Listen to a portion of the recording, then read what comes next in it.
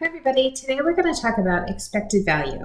If you're looking for a place to live, you probably have a lot of questions, like how big are the homes or apartments in the neighborhood you're looking at? What's the typical price in this area? How many bedrooms and bathrooms are common? And is there parking available? These are all questions about what's typical, what you can expect, or what's the average. That's exactly what expected value helps us find. It's a way to predict what's likely in situations with many possibilities. Let's take a closer look at parking. Let's say we find an area we like and we want to know more about parking spaces. We gather all the information that we can and we find out there are 45 homes with no parking spaces, 70 homes that have one parking space, 120 that have two parking spaces, 65 that have 3 parking spaces, and 100 with 4 parking spaces. That means we've done a good job. We collected data for 400 individual homes. But we still need to know how many parking spaces do we expect to have if we were to move into this neighborhood. So one thing we could do is we could just find the average. We would need to find the total spaces altogether in the neighborhood and then divide by 400. So we would multiply 0 times 45 to get 0, 1 times 70 is 70, 2 times 120 is 240, 3 times 65 is 195, and 4 times 100 is 400. That gives us a total of parking spaces in the neighborhood of 905. If we divide, we get the average, which is 2.26. But what's missing here are probabilities. We don't know the probability that the place we pick will have 1, 2, 3, 4, or no parking spaces. So we would like to incorporate probability into our calculation, which brings us back to expected value. Expected value is an average. It looks at all of the outcomes of an experiment and uses the probability of each outcome to come up with a value we can expect on average for conducting the experiment. The formula we use for expected value is E of x is equal to P of x1 times x1 plus P of x2 times x2 plus P of x3 times x3 plus ... P of xn times xn. In this case, the x's are the outcomes and P of x is the associated probability. The expected value E of x is also the mean of the experiment. Because expected value is another way to find the average, mu is often used to represent this value. So you might see books that say E of x and you might see other books that say mu. They are the same thing. Let's return to our example with parking spaces and rework it using probabilities. To do that, I'm going to go over to Excel. To get us started in Excel, I've added a column that says relative frequency. Then I'm going to type equals. I'm going to click on the 45, and then I'll divide by 400.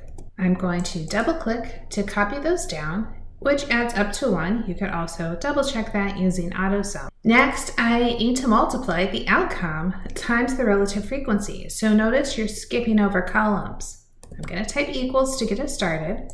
Here's my outcome of 0 times the relative frequency or probability, which was 0.11. I'll go over and double click to again copy those values down. Notice this bottom one says #value exclamation point because it is referencing a word total times a probability of 1, and that doesn't make any sense. What we want to do instead is we want to find the sum of all of our x times p of x. So in the bottom cell, I'm just going to do an AutoSum of this column, which gives us our 2.2625, just like we had when we did it as a weighted mean. Let's look at some other places where expected value could be really useful. Here's a common place that you see expected value, which would be star ratings. In our example, a restaurant tracks online customer reviews and categorizes them into 5 types. 1 star, very dissatisfied, 2 stars, dissatisfied, 3 stars, neutral, 4 stars, satisfied, and 5 stars, very satisfied. Using the online tracking, they can come up with a probability for each star rating, but we would like to know an overall expected value for the restaurant. Let's go back to Excel using this data.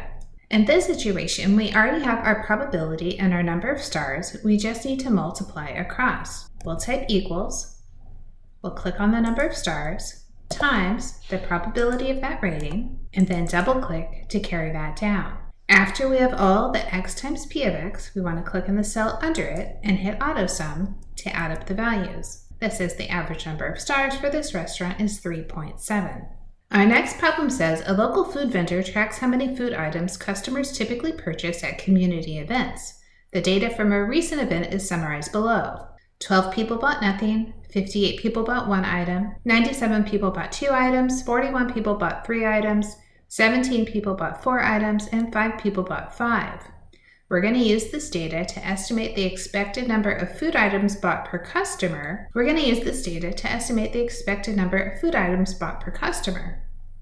Again, let's head back to Excel. We were given number of items and frequency, so let's figure out probabilities. I'm going to call that P of X. Before I'm ready to find P of X, I need to know the total. So under my frequency column, I'll hit auto sum. Now that I know the total is 230, I'll hit equal under P of X. I'll click on the frequency and then divide by 230. Using the cell reference lets me click on the corner and copy down my work. Now to get expected value, I need to find X times P of X. So once again, I hit equals. I click on the number of items times the corresponding probability. I click on the right corner to copy it down.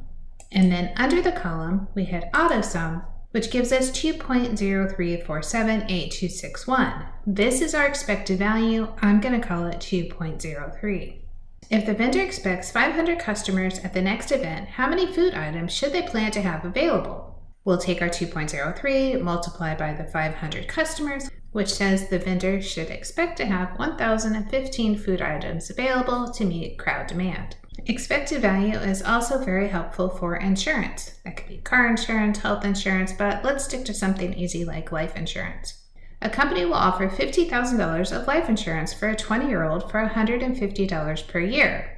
If the probability that a 20-year-old will die is 0.0001, find the expected value of the policy. So there are 2 outcomes to start. If the policyholder dies, the company pays out $50,000 but keeps the $150 paid for the policy. If the policyholder doesn't die, then the insurance company gets to keep the entire $150 for the policy. Let's set that up in our equation. We have negative $50,000 to show it's a payment, plus $150 to show they received money, times the probability that a 20-year-old would die, 0.0001. Then we add $150, which they would just keep, times the probability that a 20-year-old will not die, which is 1 minus 0.0001. This gives a total of $145. That says, on average, the life insurance company expects to keep $145 for each of the policies sold to a 20-year-old. Our last example says an experienced investor is considering investing in a new startup in which he believes he has a 33% chance of making $400,000, a 42% chance of breaking even, and a 25% chance of losing $120,000. Let's find the expectation of the investment. We need to multiply the outcome times the probability for each of these outcomes. We'll start with 400,000 times 0.33. This is positive because the person expects to make a profit. Then we have 0 times 0.42. There is 42% chance of breaking even, which means you don't lose money, but you also don't gain money. Then the last one is negative 120,000 times 0.25. There is a 25% chance of losing money, and you have to use a negative sign to show loss. This gives us an expected value of $102,000. This tells us by weighing out the options of losing money, not making money, or gaining money, on average, we would expect to gain $102,000 for this investment.